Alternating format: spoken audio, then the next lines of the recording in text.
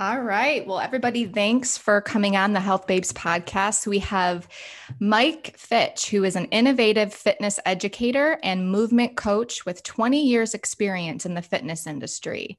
He is the founder, creator of Animal Flow, a unique ground-based movement program that has certified more than 10,000 fitness professionals in 42 countries.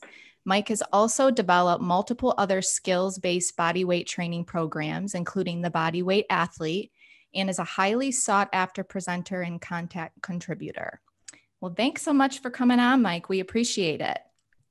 Thanks for having me. You know, it's funny. Every time I hear someone else read that bio, I'm always reminded I need to update it.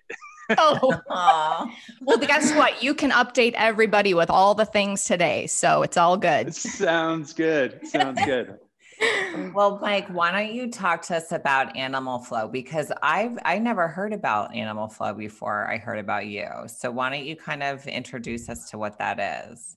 Okay, cool. Well, I have a couple of different pitches I can give you. So I've got like the elevator pitch. I've got no, but typically I start off, if someone asks me what Animal Flow is, I'll typically go with the visual first. So I'll say, well, if you were to see someone practicing Animal Flow, it may look like they're doing a combination of yoga, breakdancing, and maybe a martial art or some sort of modern dance. And then I'll go on to say, you know, but the true intention of Animal Flow is to improve the connection, communication, and function of the human animal. So it is a quadrupedal movement system, and quadrupedal just means hands and feet in contact with the ground.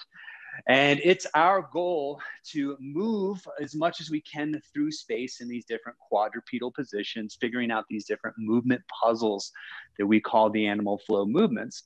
And so the intention of the program is to really improve the way in which we connect to our bodies, the way that we inhabit our bodies. And I think one of the greatest ways to do that is through the floor. So that's kind of some of the why, but if we want to go even deeper, the entire system is built on 4 pillars. And the first one is this connection, communication, and we use those synonymously. And so whenever we're looking at the connection to our own body, I'll typically start off with the mindfulness part, because let's face it, so many people today are really disconnected from their bodies, especially with everything that's going on, everything from a global level to a personal level.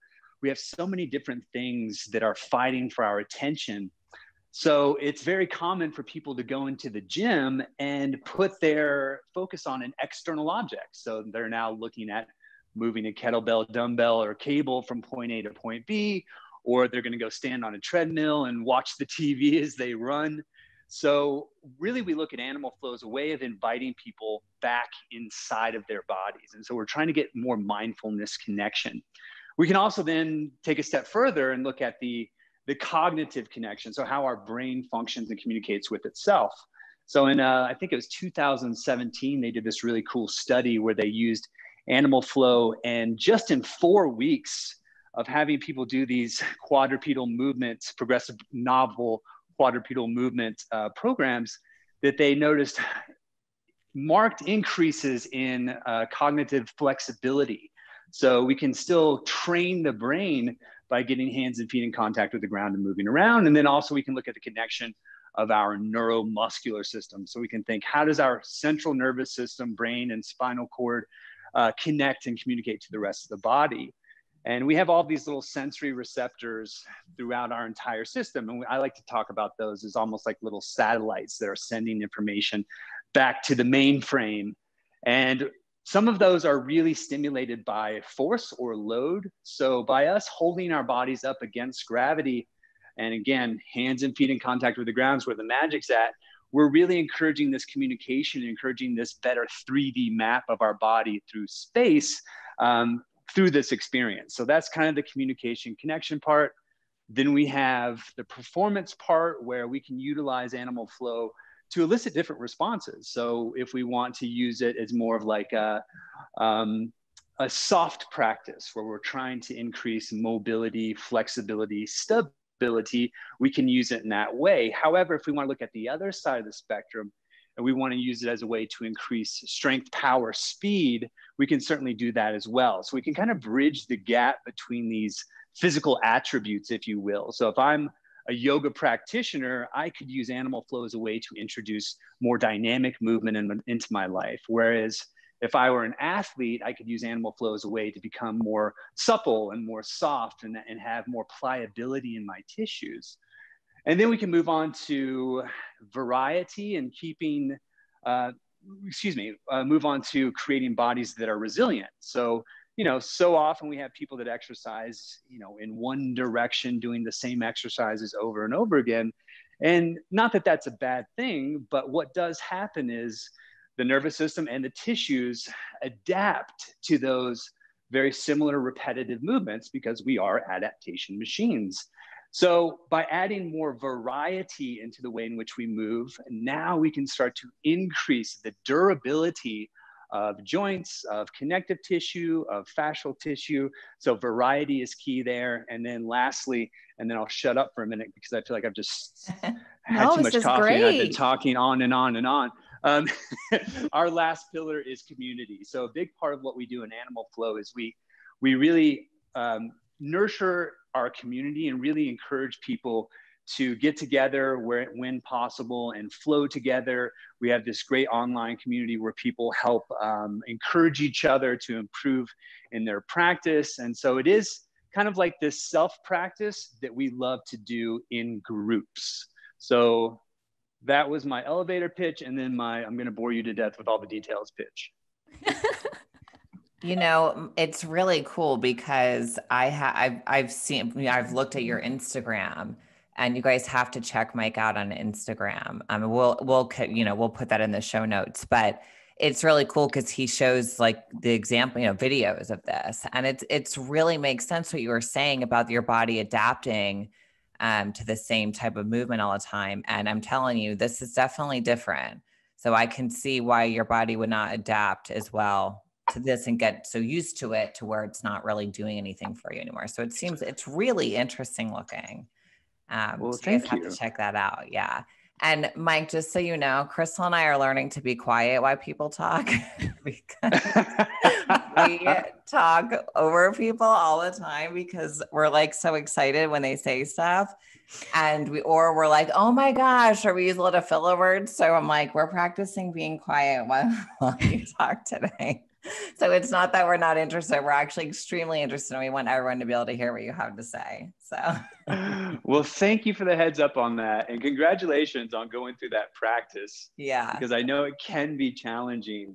And it's funny that you say that, when you're, because we work with some of our master instructors as in a way, trying to figure out ways in which they can become better presenters.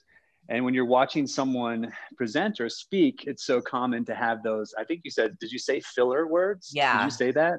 Yeah. Yes, it's so common to see people do that. And they can be anything from, right, or, and so, It's so true. I'm the worst. So I'm trying to be real quiet. Well, Crystal, we normally do this video, but I was telling Mike earlier, my kids are home today. So this is why we're doing it only audio. But Crystal looks like a bobblehead. Like the whole interview, she shakes her head, yes, like literally. And we die laughing when we watch it back. She's like, I have to stop doing that. She's like, or we just need to like get Health Babes bobbleheads. I am the exact same way. So I am a quote unquote nodder. Yeah. So when someone's talking, I'm like, I'm listening to you. I'm making it very clear that everything that you say is landing. I do the exact same thing. Yes. And we both go, yes. Like someone's talking and I'm like, but we're doing it over that. We have to shut up. Oh, I know. We could talk for hours about this. Yes. Well, Mike, why don't you talk a little bit about how you made the transition from load weight training to animal flow? Yeah. So I had lifted weights ever since I was a teenager. It used to be something that I would do with my friends and my dad. It was a great way for all of us to connect. And I grew up in small town Kentucky, and I moved to Los Angeles when I was very young. And as soon as I moved there, I wanted to learn more about exercise, more about nutrition. So I hired a personal trainer And this guy was just, he was so good at everything. So everything from his, you know, he had an abundance of knowledge, which was fantastic, but just the way that he made me feel when I came to see him, you know, it was like he really was invested in whatever my goals were. And he really wanted to help educate me. So it wasn't just like, yeah, here, come, you know, pay for an hour and then leave getting your ass kicked. It was, you know, let's teach you enough to where you can take some of this information and apply it on your own. And now you have this education that you can carry with you for the rest of your life. So I loved that. And it inspired me so much that I decided that I wanted to do that. I wanted to figure out a way in which I could help more people reach their goals. So I became a personal trainer when I was 19, and I started working in New York City. And then that continued for about 10 years. And that was my profession. I loved doing that. I, you know, spent a lot of time in my towards the end of that 10 years where I had the goal of being as big and as strong as I could possibly be, which is pretty much the goal for most guys that are weight training for a long time. Yeah. You know, most people go through phases, and that was definitely a phase that I was in. I just wanted to, you know, put on mass and lift heavy things. And I just got to the point to where I just felt like intuitively, intrinsically, it wasn't serving me any longer. And I had spent so many years studying anatomy, biology, you know, physiology, biomechanics, trying to figure out, you know, expand my knowledge base. And I just, knowing the infinite complexities of the human body, the human system, I just realized, like, look, I'm only honoring one capability, and that just doesn't seem right to me. So let me explore some different things. And so I decided to put down the weights 100% and just get into body weight training. So I started getting into like calisthenics and, you know, started learning some more skill-based movements like handstands and like, you know, single leg squats, pistol squats, handstand push-ups, things like that. And then I started dabble in gymnastics, which quickly led to parkour, which led to breaking or breakdancing. And I was immediately shocked by how bad I was at everything. Considering I had spent so much time on my body, I was like, oh yeah, I got this. But it turned out that I was really, really bad when it came to actually complex movement tasks or skills. So instead of being deflated, I was like, this is awesome. I'm fully inspired. And you know what? I bet my clients could certainly benefit from some of the things that I'm learning. So I started taking apart different pieces. So like from parkour, I learned, that was the first time I was introduced to some animal locomotion. So some different crawling patterns. I was also introduced to this you know, philosophy of becoming more efficient with how we move our energy through space. And then from breaking, most of that, of course, most breaking or breakdancing is performed on the floor, so much of it. And so I really kind of fell in love with what a great teacher the floor can be. And I started to understand what we now in animal flow call movement windows, which is essentially, if I'm in this shape, what are my options to bring a leg through the window, an arm through the window, etc. So I started taking these concepts and applying them with some of my clients at the gym that I was working at. And, you know, it just became abundantly clear to me at that time that there was an opportunity to create a system that anyone could come into and feel successful at right away. But if they chose to get deeper into it, they certainly could, you know, because the issue was I knew a lot of my clients, all of my clients, in fact, would probably not go to an adult gymnastics class, or probably would not show up at a parkour gym where everyone else there is 15 years old. You know, they probably just would not do that. So I wanted to create something that pulled the influences from different styles, but was its own cohesive approach to fitness. And that's one of the things that I really, really love about the animal flow practice is it can be, again, this, you know, this is your style of workout, this is working out, or this is your style of movement, this is what you do, and you do it in its entirety. Or you can take apart the pieces and just say, oh, I really like this movement, I really like this movement. So it's non-dogmatic. You don't have to only do animal flow if you do animal flow. You don't have to dress a certain way. You don't have to only eat, green beans or whatever. It's all inclusive. Anyone can do it, and you can make of it what you want.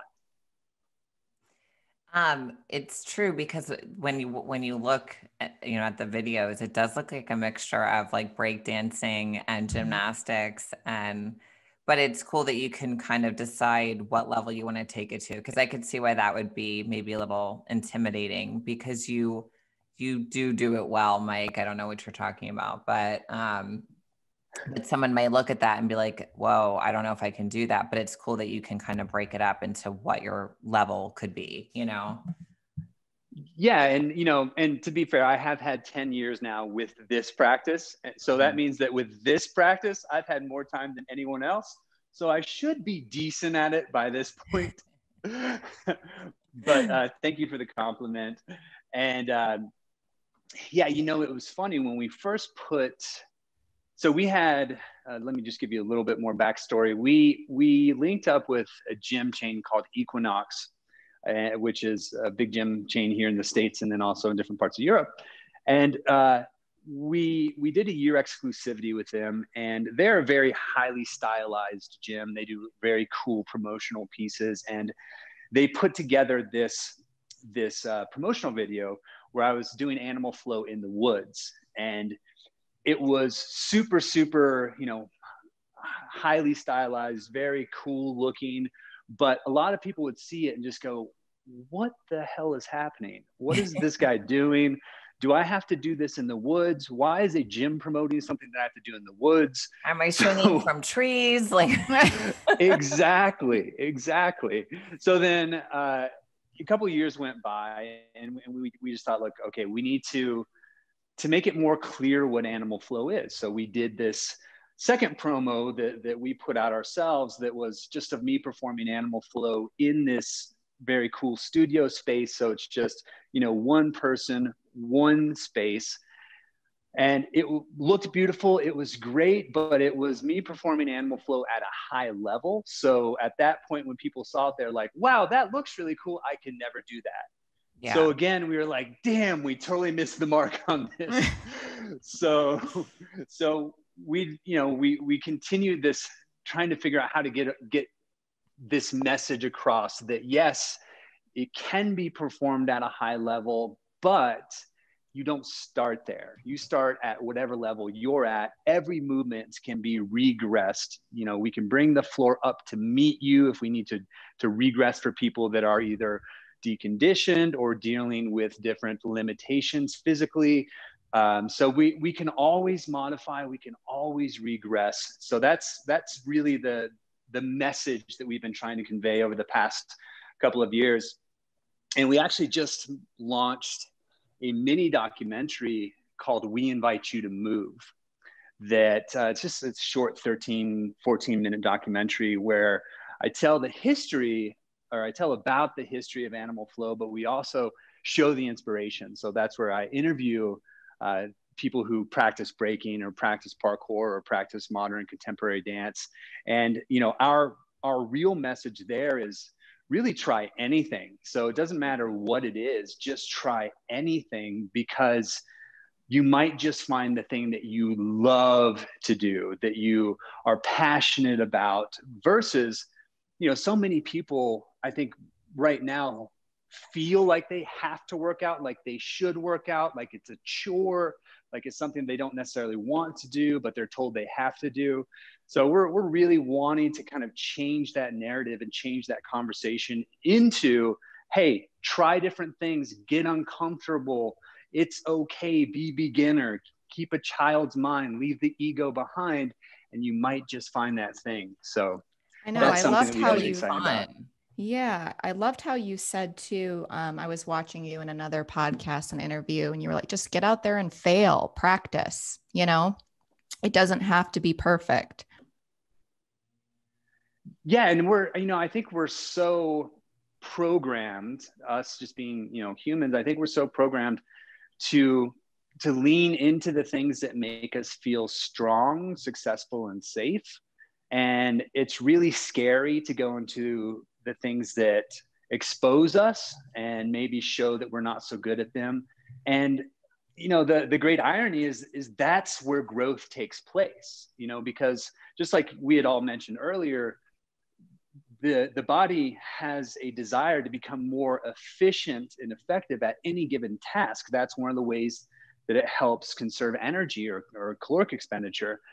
So if we continue to do the things that feel comfortable to us, then we're just not growing. And in fact, we're just becoming more efficient in a lot of ways. So for us to just go and do something totally new, it's not only fantastic for our musculoskeletal system, so for our vessel, but also for our brain. It's so stimulating for our brain to learn a new task. Is it uncomfortable? Yes. Are you going to feel like a total dork? Yes. And that's okay. And that's part of the experience, because, you might go, man, I was terrible at that, but I want to do it again. I'm really, I feel passionate about that. There's something there, something that draws you back. And, you're never going to know unless you try. And you can be in your living room, so who cares? Exactly. Your dog might be the only thing there watching you. Right. My dog is a little judgy. I'm not going to lie, but Yeah. you can deal with it. Them doodles, they really are judgy. They are. I've seen them. She's a little regal. Anyway, so, I definitely see in the fitness world, a lot of trainers feeling like their way is the only way, and, all that stuff. So this is obviously different from the weightlifting world. So did you get any slack from this in the fitness world when you brought this in there? I have to say, well, actually, let me back up. And you are so correct in saying that, like, especially, 10 years ago when I first started speaking publicly, and I would go to these conferences, or, I would do podcasts or interviews. And at that time, there was very much this old guard of presenters that were, you would see at all the conferences, you would hear on all the podcasts. And it was so funny because every one of them, it seemed to have the answer, and they were all conflicting with each other. So there was, everyone was arguing about how their way was the way. And, even at that time, in my understanding of the human body and how the human body works, it was so absurd to me that you could say that you could, one, talk in absolutes about how this thing is going to work for every single person. That's not reality at all, because, what may work for one person may not work for another person, or what may work for one person only works for a certain amount of time. So you can never speak in that way. But I've noticed certainly over the past 10 years, as I've been presenting more and more around the world, and as I've seen other people start to come up with new philosophies and ideologies, that there is much more this all-inclusive, oh yeah, I like that too. That probably works too.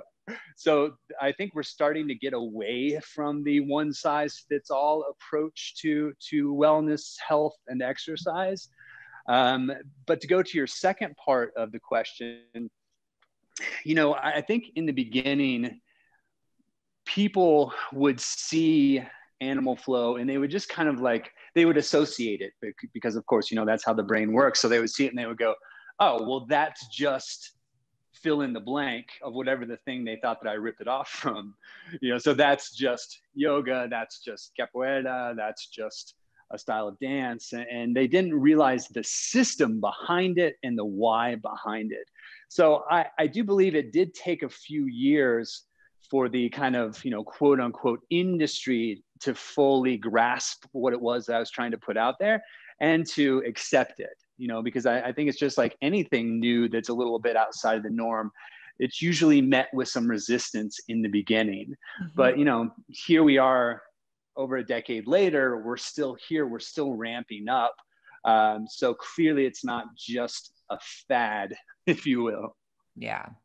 It's the same thing with us, with diet. I mean, we focus on health via diet for most people.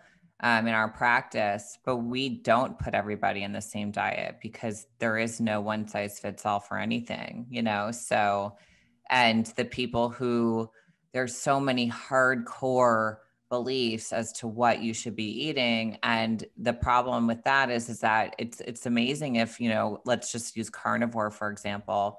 It's amazing if carnivore worked for you. And maybe it worked for you because you have, you know, trouble with carbs because of gut bacteria issues, but it doesn't mean that someone else is going to do well with carnivore. So it's hard to see people push things so hard and have they're not open-minded to the possibility that everyone's different and that everyone may not do well with one thing, but they may do well with something else. And and that even changes for, I think, individuals throughout their life, you know, like what I might be eating today may not work for me, you know, in a couple months. So I think it's the whole health space struggles with that, working in absolutes kind of, you know?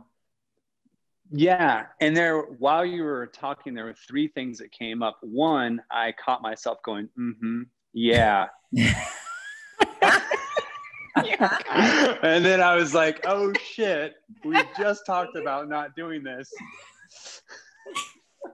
Well, I'm nodding my head the whole time you're talking, so no, I'm bobbleheading. So doing video is so much easier than audio because you can connect more. So you just want to make sure people feel heard, you know, give them a little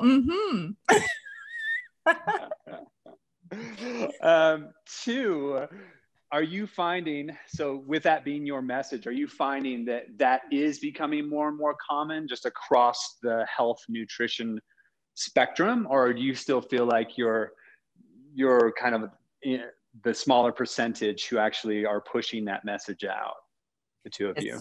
As far as that more people are realizing that diet should be individualized? Yes. Yeah. I hope so. But you know, I think that with more, we didn't have so many, like it started, in my opinion, with like paleo, which I actually do base. I think paleo is a good base.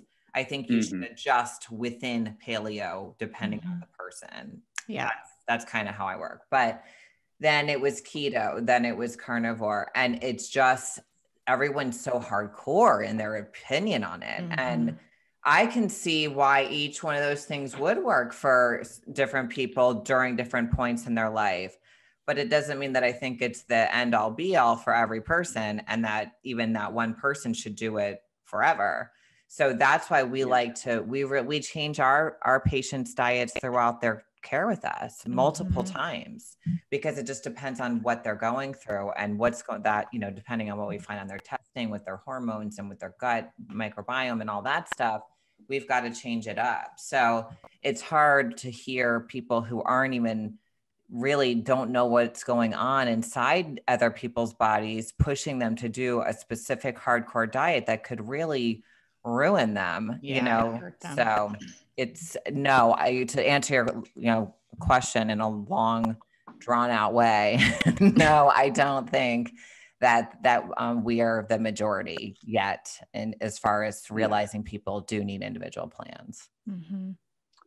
Yeah. And, you know, a couple of things come up, you know, one, I love the idea of the journey of self-mastery, you know, and I love that we're constantly trying to improve our understanding of our bodies. You know, I'm a big believer that every day that we spend in our bodies, we have more opportunity to learn more about them and also more about how they work. And, you know, the journey of self-mastery is not an easy road, you know, and it's something that we, in my opinion, we never actually achieve. So it really is truly just about the journey. And so one of the things you mentioned earlier is something that I say all the time, you know, which is what may work for you at one given time may be catastrophic to you at another time in your journey. Yeah. So that's why, you know, having the ability to change and adapt and be malleable, but also, you know, you mentioned testing earlier, and I'm also a big advocate of like, look, if you're not testing, you're guessing.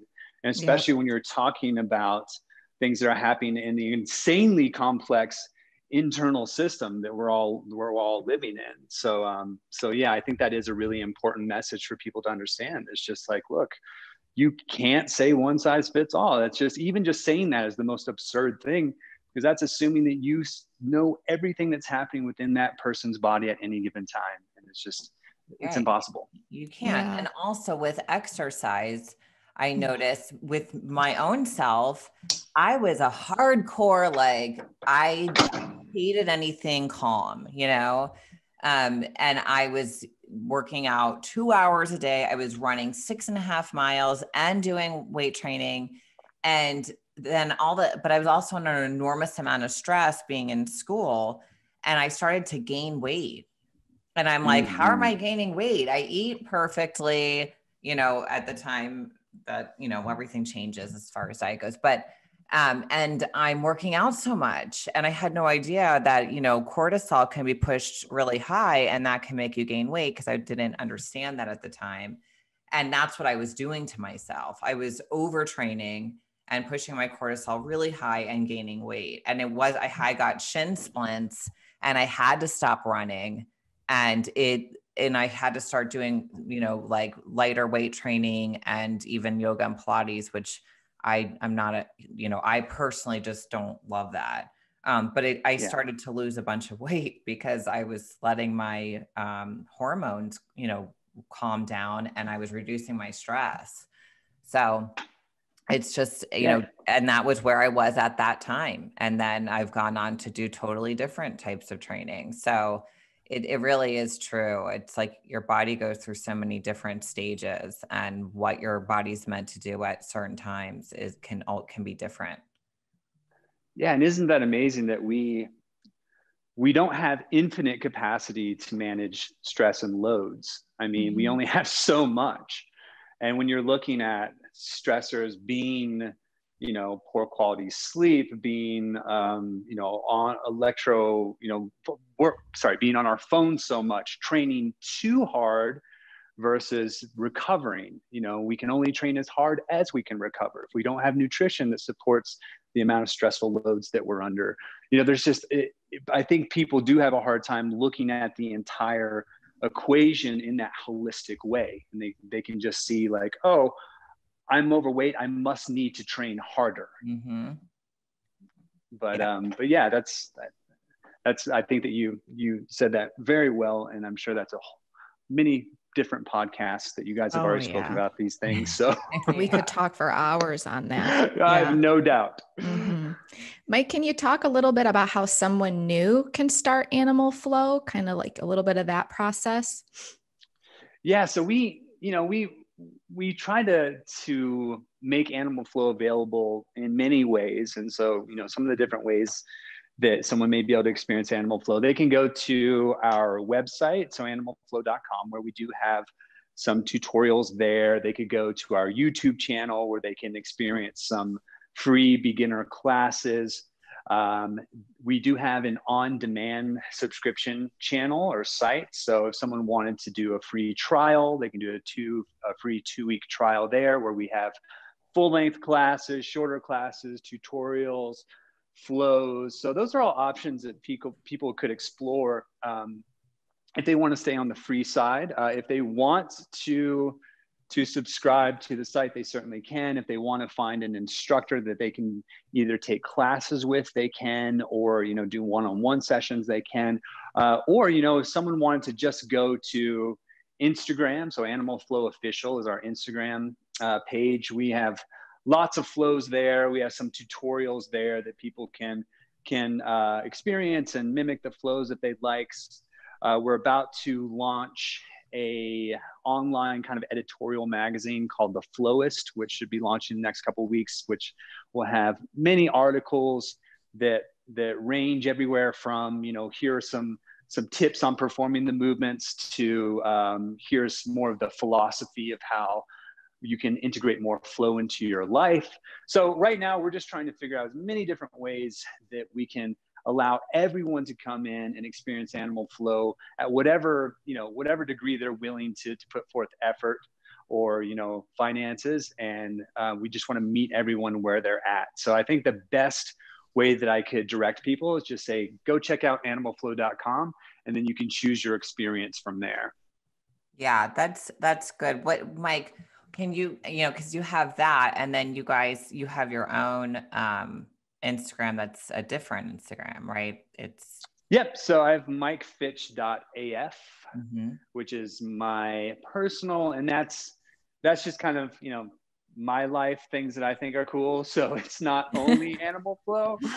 So sometimes it's skateboarding, sometimes it's tattoos, sometimes it's, different things, but also I am always happy to share little tutorials and tips and tricks there as well.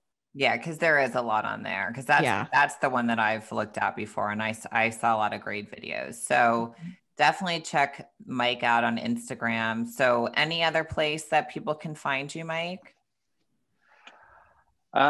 That is pretty much it. I mean, I would give out my home address, but I don't know that yeah, that's I don't the think smartest you should. thing to do.